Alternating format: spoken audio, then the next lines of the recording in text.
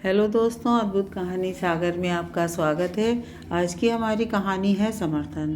दिशा जा भाभी को ये सब्जी की टोकरी देकर अपने काम पर निकल जाना। और हमेशा की तरह दिशा ने अपनी माँ की तरफ गुस्से से देखा।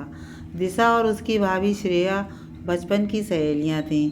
किस्मत ने कुछ ऐसा खेल दिखाया कि वह ननद भाभी के रिश्ते में बन गई। दिशा का भाई दिव्यम श्रेया को काफ़ी पहले से पसंद करता था। जब घर वालों को ये बात पता चली तो बिना किसी देरी के दोनों को परिणय सूत्र में बांध दिया गया। श्रेया और दिव्यम एक दूसरे से काफ़ी खुश थे। शादी के पहले तक श्रेया दिशा के साथ ही काम करती थी। शादी के चलते उसने कुछ दिनों का विराम लेना उचित समझा, पर अब परिस्थिति धीरे धीरे बदल रही थी। संपूर्णा जी नहीं चाहती थी कि वो फिर से काम पर जाए और कुछ ना कुछ बहाने ढूंढ ही लेती थी।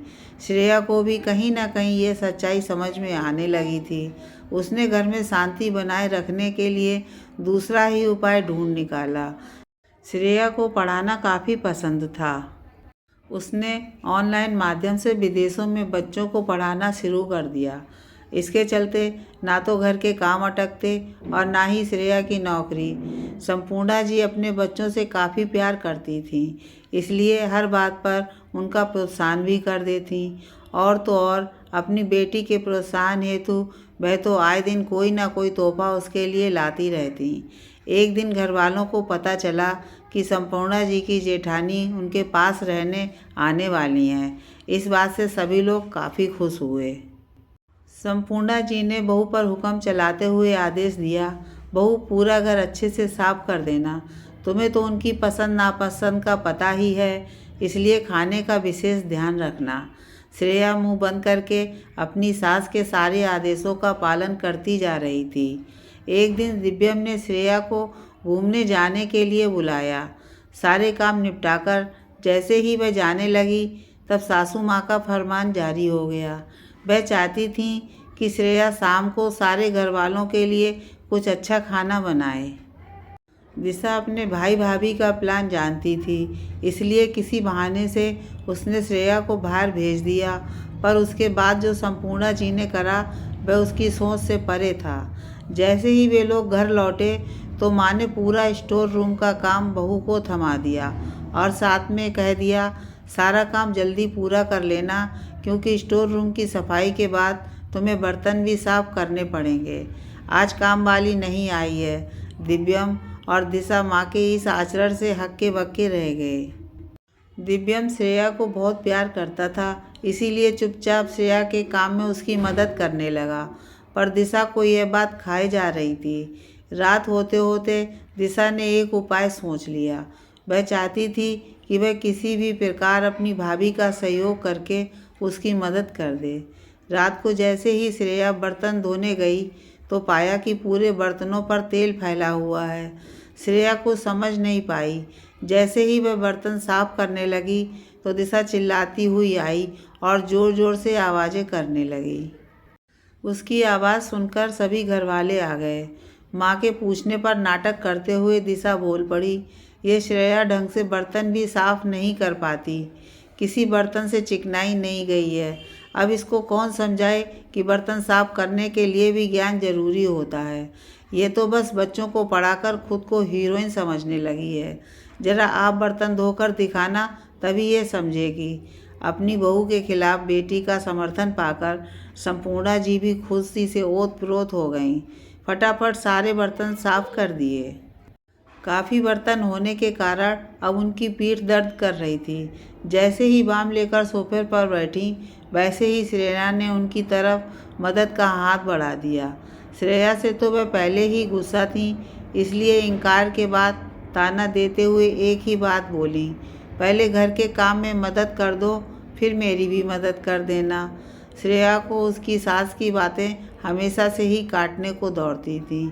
आज उसे रहा नहीं गया और वह आंखों में आंसू लिए दुखी मन से जाने लगी कि तभी वहाँ दिशा आ गई। दिशा के आते ही संपूर्णा जी ने ताना देते हुए फिर से कहा, अरे आज तो मेरी कमर ही दुख गई है। कितने बर्तन साफ किए, पर चलो अच्छा है, सारे बर्तन कम से कम चमक तो रहे हैं। दिशा, अच्छा ही किया जो तूने मुझे बुला लिया। श्रेया से कहाँ ये सब हो पाता। दिशा जैसे जानती थी कि उसकी माँ क्या कहने वाली हैं। उसकी बात पूरी होते ही वह बोल पड़ी, हाँ माँ, कमर के साथ साथ आपके मुंह में भी बहुत दर्द हो रहा होगा, पर क्या करें, आपको ताने देना लगता है काफ़ी पसंद है। देखो ना, आज भी भाभी को नहीं बख्शा। आपको कभी उस पर तरस नहीं आता? कितना काम करवाती हो, बचपन से देखा है आपने।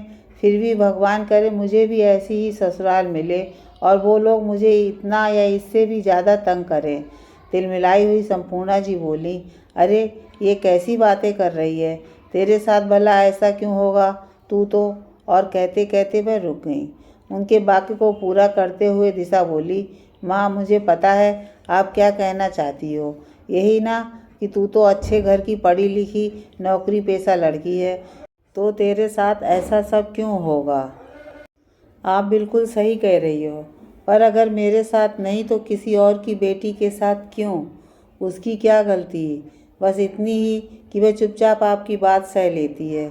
भाई भी आपकी इज्जत करने के लिए कभी कुछ नहीं बोलता, पर आप हो कि बाज ही नहीं आती। श्रेया को उसकी खुशियाँ लौटा दो, आखिर वह भी तो किसी की बेटी है। आज संपूर्णा जी की बेटी ने उसको एक महत्वपूर्ण बात बताई थी, पर अपनी गलती इतनी आसानी से तो वह कैसे मानती। बस बेटी की बात सुन के चुपचाप वहाँ से चली गईं। अपनी ननद में दोस्त का एहसास जीवन पाकर श्रेया को बहुत ही अच्छा महसूस हुआ। वह जिस प्रकार अपने दोस्त के लिए खड़ी रही, यह देखकर वह समझ गई थी कि आने वाले समय में उसे कभी कोई परेशानी नहीं होगी। अपनी दोस्त को गले लगाकर बोल पड़ी, दिशा, मैं हमेशा तेरी आभारी रहूँगी। तूने मेरा साथ देकर सच और झूठ के फासले को और भी बढ़ा कर दिया। मैंने कभी नहीं सोचा था कि तू मम्मा के आगे मेरा साथ देगी। Thank you so much. और दोनों मुस्कुरा दिए। और दिशा की बात सुनकर माँ को भी अपनी गलती का एहसास हो गया था। उन्होंने श्रेया को परेशान करना बंद कर दिया।